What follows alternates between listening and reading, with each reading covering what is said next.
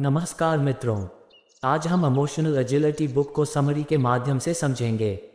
Emotional agility में हम देखेंगे कि किस तरह से हम अपनी भावनाओं को अच्छे से समझकर उन्हें काबू कर सकते हैं। हम देखेंगे कि कैसे आप खुद को तनाव से निकाल सकते हैं और किस तरह आप अपनी बोरिंग जिंदगी को मज़ेदार बना सकते हैं। ये किताब हमें बताती है कि भावनाओं को दबा कर रखना अच्छी बात क्यों नहीं है।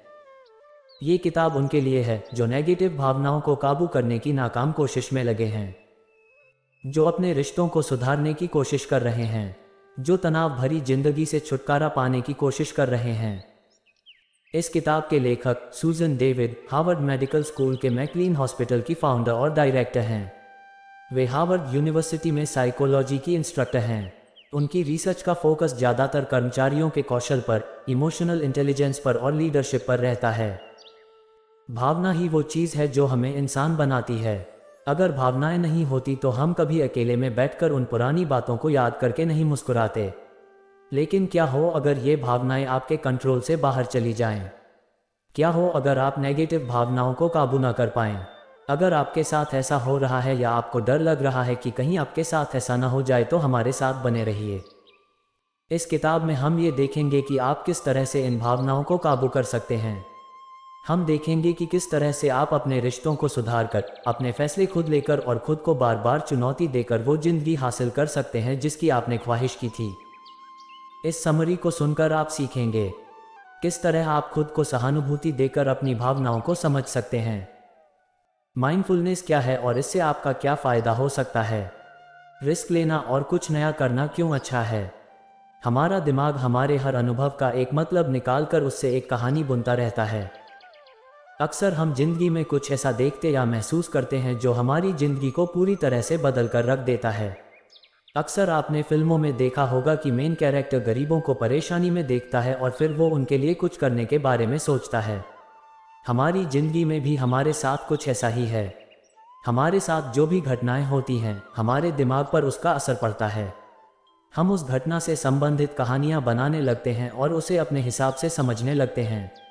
लेकिन अक्सर ये कहानियाँ सिर्फ कहानियाँ होती हैं। इनका असलियत से कुछ खास नाता नहीं होता है। अगर इन कहानियों में अच्छी बातें हैं तो इससे कोई नुकसान नहीं है, लेकिन अगर ये कहानियाँ नेगेटिव हैं तो ये चिंता करने वाली बात है। अब आप सोच रहे होंगे कि कहानियों से कैसे हमारा नुकसान हो सकता है। जब उनका असलियत से कुछ खास नाता नहीं है तो उनका असर भी हमारे ऊपर असल में नहीं होना चाहिए। लेकिन ऐसा नहीं है। हम जैसा सोचते हैं, हमारी मानसिकता वैसी ही बन जाती है।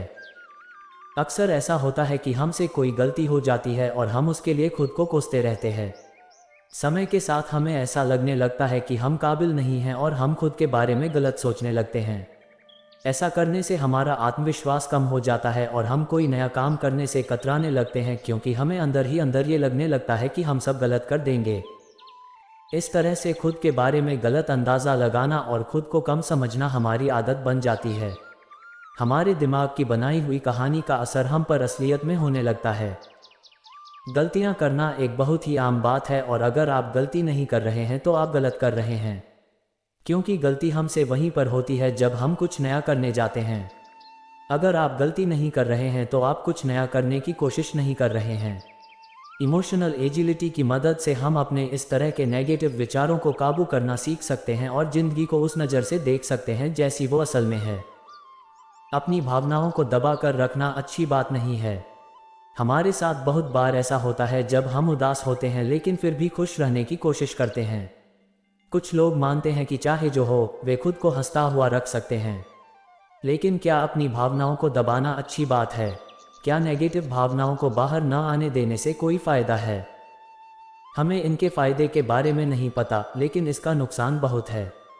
सबसे पहले तो ये कि मुश्किल वक्त में उदास होना बिल्कुल नेचुरल है और किसी भी प्राकृतिक चीज़ को ख़त्म करने की कोशिश करने से लंबे समय तक का नुकसान हो सकता है।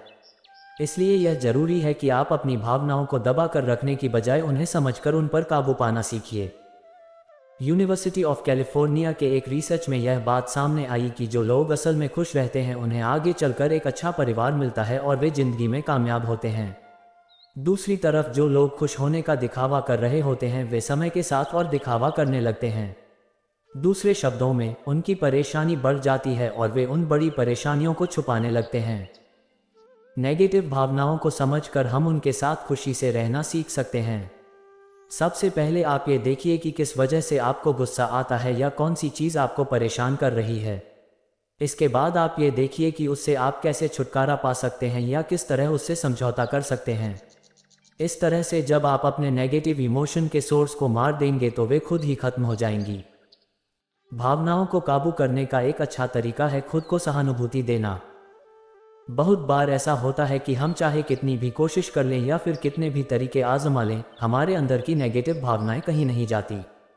कभी कभी जब हमारा मूड खराब होता है तो लाख कोशिश करने के बाद भी हम उस चीज़ के बारे में सोचना बंद नहीं कर पाते जिसकी वजह से हमारा मूड खराब हुआ है। इसका एक आसान सा हल है खुद को सहानुभूति देना। खुद को सहानुभूति देने का मतलब है अपनी भावनाओं को ध्यान से सुनकर उन्हें समझने की कोशिश करना। इसका मतलब है खुद को और अपनी कमजोरियों को समझना। अगर आप मुश्किल वक्त से गुजर रहे हैं तो खुद को सहानुभूति देने से आप खुद का दुख खुद से बांटकर उन्हें समझकर खुद को राहत पहुंचा सकते हैं। आप ये सोचिए कि आप एक छोटे से बच्चे हैं और फिर आप उस बच्चे के बगल में बैठकर उसकी परेशानी सुनिए और उससे बात कीजिए। जो लोग खुद को सहानुभूति देते हैं वे खुद को पूरी तरह से अपना लेते हैं। वे अपनी गलतियों को और अपनी कमियों को मान लेते हैं और उसे छिपाने की कोशिश नहीं करते। 2007 में साइकोलॉजिस्ट डॉक्टर क्रिस्टन नेफ ने कुछ लोगों को एक झूठे इंटरव्यू में बैठाया। उन्होंने देखा कि जो लोग खुद को सहानुभूति दिखाते थे वे अपनी कमियों के बारे में खुलकर बात कर रहे थे, जबकि जो खुद को सहानुभूति नहीं दिखाते थे वे उसे छिपाने की कोशिश कर रहे थे, जिससे उनका आत्मविश्वास कम हो रहा था। खुद से सहानुभूति दिखाना अपनी भावनाओं को काबू करने का एक अच्छा तरीका है। माइंडफुलनेस की मदद से आप अपनी नेगेटिव भावनाओं से छुटकारा पा सकते हैं। माइंडफुल होने का मतलब है अपने आसपास की सभी चीज़ों को और अपने अंदर की हर भावना को बिना अच्छे बुरे का दर्जा दिए अपना लेना। जब आप किसी चीज़ पर अच्छे या बुरे का लेबल नहीं लगाते और वो जैसा है उसे उसी रूप में अपना लेते हैं तो आप खुद को खुश रखने का एक बहुत अच्छा तरीका सीख जाते हैं। हार्वर्ड की एक स्टडी में कुछ लोगों को माइंडफुलनेस की ट्रेनिंग दी गई और इसके बाद जब उनके दिमाग की जांच की गई तो उनके दिमाग के तनाव कम करने वाले हिस्से में, मेमोरी के हिस्से में और दूसरे जरूरी हिस्सों में पॉजिटिव बदलाव आए। इस स्टडी से यह बात साफ हो गई कि माइंडफुलनेस की मदद से आप अपने दिमाग में अच्छे बदलाव कर सकते हैं। तो अब जब आपने अपने आसपास की चीज़ों को अपना लिया है तब ये देखिए कि वो कौन सी बात है जो आपको परेशान कर रही है। एक बार जब आपको ये बात पता लग जाए तब आप एक कुर्सी के सामने या एक तकिए को अपने सामने रखकर उस पर अपनी सारी भड़ास निकाल लीजिए। ऐसा करके आप अपना मन हल्का कर सकते हैं। ऐसा करने में कभी कभी बहुत मज़ा आता है और इससे आपका तनाव भी कम हो जाता है। इस तरह से आप माइंडफुलनेस का इस्तेमाल करके अपने ध्यान को भटकने से रोक सकते हैं और अपनी भावनाओं को काबू करना सीख सकते हैं। इसकी मदद से आपको ये पता लगेगा कि आखिर किस वजह से वो भावनाएं आपके अंदर आती हैं और किस तरह से आप इन्हें काबू कर सकते हैं। अपनी ज़िंदगी के फैसलों को खुद से लेना सीखिए। क्या आपके घर वालों ने या आपके आसपास के लोगों ने आपको कभी इंजीनियरिंग करने के लिए कहा है? या क्या उन लोगों ने कभी आपसे यह कहा है कि आप एक सरकारी नौकरी कर लीजिए ताकि आप अपनी ज़िंदगी सुकून से बिता सकें? दूसरे शब्दों में, आपने अपनी ज़िंदगी के साथ जो कुछ भी किया, क्या वो आपका खुद का फैसला था या फिर आप बस अपने आसपास के लोगों को देखकर वही कर रहे थे जो वे कर रहे थे? कभी कभी हमारे साथ ऐसा होता है कि हम किसी चीज़ के पीछे भागते हैं और जब वो चीज़ हमें मिल जाती है तो हम उससे खुश नहीं रहते। इंसानों में दूसरों की नकल करने की आदत होती है। हमारे आसपास के लोग जो भी करते हैं हम उसकी नकल करने लगते हैं। मान लीजिए आप रास्ते से कहीं जा रहे हों, आप देखते हैं कि आपके आसपास के सभी लोग आसमान की तरफ देख रहे हैं। आप भी तुरंत आसमान की तरफ देखने लगेंगे। इसलिए आप भीड़ को साइड में रखकर खुद अपने फैसले लीजिए। आप तय कीजिए कि आपको क्या करना है और कैसा बनना है। कामयाबी का कोई स्टैंडर्ड नहीं होता, अलग अलग लोग इसे अलग अलग तरह से जानते हैं। इसके लिए आप अपने भविष्य में रहने वाले आप को एक चिट्ठी लिखिए। आप लिखिए कि आप कितने खुश हैं कि भविष्य में रहने वाले आपने हमेशा अपने दिल की सुनी, जिसकी वजह से उसने वो हासिल किया जिसकी उसे ख्वाहिश थी। आप लिखिए कि आप कितने खुश हैं कि भविष्य में रहने वाले आपने भीड़ के साथ ना चलकर खुद के रास्ते बनाए। अपने पार्टनर से इमोशनल बॉन्डिंग करके आप अपने रिश्ते को मजबूत बना सकते हैं। इमोशनल बॉन्डिंग का मतलब है भावनाओं के तार जोड़ना। इसका मतलब एक दूसरे की भावनाओं को समझना और उनकी भावनाओं के हिसाब से काम करना। जब आप ऐसा करते हैं तो आप अपने पार्टनर के साथ अपने रिश्ते को मजबूत बनाते हैं। 2004 में ड्राइवर और गॉटमैन नाम के दो साइकोलॉजिस्ट ने एक लैब बनाई जहां पर उन्होंने बहुत सारे पति पत्नी के जोड़े को रहने के लिए बुलाया। उन्होंने उन लोगों से कहा कि वे लैब में हमेशा जिस तरह से अपने घर पर रहते हैं उसी तरह से रहें। उन लोगों की सभी हरकतों को कैमरे में रिकॉर्ड किया जा रहा था। इस स्टडी में 3 तरह के जोड़े देखने को मिले। वे जो अपने पार्टनर के पसंद नापसंद की परवाह करते थे और उसके हिसाब से काम करते थे। वे जिन्हें अपने पार्टनर के पसंद नापसंद की कोई परवाह नहीं थी। वे जो अपने पार्टनर की पसंद को नापसंद और उसकी नापसंद को पसंद करते थे और कभी समझौता नहीं करते थे। जब इन तीनों तरह के जोड़ों को 6 साल के बाद देखा गया तो यह पाया गया कि पहले किस्म के पति पत्नी के रिश्ते समय के साथ और मजबूत हो गए, दूसरे किस्म के पति पत्नी के रिश्तों में कड़वाहट आ गई और तीसरे किस्म के पति पत्नी का तलाक हो चुका था। अपने आप को समय समय पर चुनौती देते रहिए। जब हम कोई नया गेम डाउनलोड करते हैं तो हम उसे सारा दिन खेलते ही रहते हैं। हम खुद अपना रिकॉर्ड बनाते हैं और अगले लेवल में खुद उसे तोड़ने की कोशिश करते हैं। लेकिन एक समय ऐसा आता है जब हम उसे उसके लेवल पार कर लेते हैं और फिर हम उससे ऊब जाते हैं। इसके बाद हम उसे डिलीट करके दूसरा गेम डाउनलोड करते हैं। इसका मतलब ये हुआ कि अगर आप एक ही काम बार बार काफ़ी वक्त तक करते रहेंगे तो आप उससे ऊब जाएंगे। अगर आप किसी काम के लिए खुद को चैलेंज नहीं करेंगे या फिर कोई काम आपको चैलेंज नहीं करेगा तो आप जल्दी ही अपनी ज़िंदगी से भी ऊब जाएंगे। इसलिए यह ज़रूरी है कि समय समय पर आप कुछ नया करते रहें। आप कुछ नया करने का, कुछ नया सीखने का या फिर कुछ नया काम शुरू करने का फैसला कीजिए। इससे आपकी ज़िंदगी रोमांच से भरी रहेगी और आपको लगेगा कि आप असल में अपनी ज़िंदगी जी रहे हैं। आप किसी काम को ज़्यादा देर तक या बार बार मत कीजिए। ना ही आप लगातार नए काम करने के बारे में सोचिए।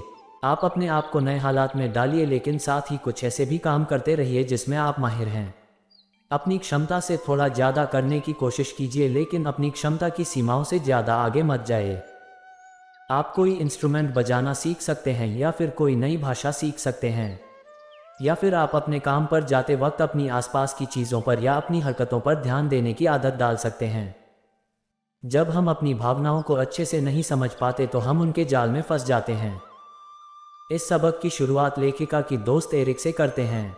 एरिक 3 बच्चों की माँ थी और वो हफ्ते में 4 दिन काम करती थी और 3 दिन अपने परिवार को देती थी। उसे दोनों काम संभालना भारी पड़ रहा था, लेकिन वो अपने हालात को सुधारने के लिए कुछ नहीं कर रही थी। एक दिन उसके बॉस ने उससे कहा कि वो अपनी छुट्टी के दिन भी फ़ोन पर अपना काम करे। एरिक जानती थी कि आज उसे घर पर अपने बच्चों को देखना है और अगर वो फ़ोन पर काम करती है तो बच्चों के शोर करने की वजह से वो अच्छे से काम नहीं कर पाएगी। दूसरी तरफ वो अपने बॉस को ना भी नहीं कह पा रही थी। इसलिए वो टेलीफोन लेकर अलमारी में चली गई ताकि वो शांति से अपना काम कर सके। अलमारी में होने पर उसे एहसास हुआ कि वो अपनी भावनाओं को सही से नहीं समझ पा रही है और ना ही अपने बॉस को उसे सही से समझा पा रही है। इसकी वजह से ही वो अब फंस गई है। इसलिए उसने हिम्मत जुटाकर अपने बॉस से सारी बात बताई। उसके बॉस ने उसकी समस्या को सुना और समझा। अंत में एरिक फ़ोन रखकर अपने बच्चों के पास चली गई। इस तरह से आप अपनी भावनाओं को समझकर उन्हें लोगों के सामने जाहिर करने की कोशिश कीजिए, जिससे वे आपके साथ उस तरह से रह सके जैसे उन्हें रहना चाहिए। अगर आप अपनी भावनाओं को छुपा रहे हैं तो आप भी मानसिक परेशानी के शिकार हो सकते हैं। तो हमने सीखा, भावनाओं का हमारी ज़िंदगी में बहुत महत्व होता है, लेकिन कभी कभी जब वे हमारे कंट्रोल में नहीं होती हैं तो हम मुश्किल में फंस जाते हैं या वो कर बैठते हैं जो हमें नहीं करना चाहिए।